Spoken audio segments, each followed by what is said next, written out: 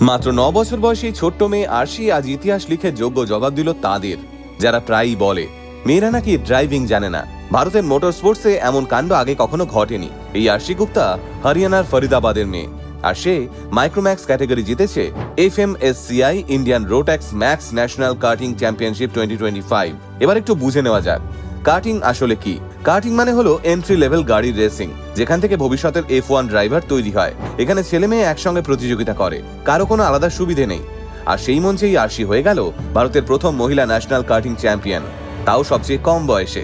মাত্র 7 বছর বয়সে সে কার্টিং শুরু করেছিল, আর মাত্র 7 বছর 5 মাসেই হয়ে উঠেছিল ভারতের সর্বকনিষ্ঠ রেসিং লাইসেন্সধারী। রোজ সকাল 5টায় ঘুম থেকে উঠে ঘন্টার পর ঘন্টা প্র্যাকটিস, এটাই তার প্রতিদিনের রুটিন। সে সাম্প্রতিককালে UAE আর UK তে ট্রেনিং নিয়ে আন্তর্জাতিক মঞ্চেও পডিয়াম পেয়েছে, এবং বর্তমানে সে 2026 এর F1 একাডেমির ডিসকভার ইউর ড্রাইভ প্রোগ্রামেও সিলেক্টেড হয়েছে।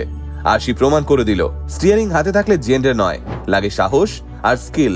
আর স্বপ্নই যখন ছোট নয়, তখন বয়স বাধা হবে কেন?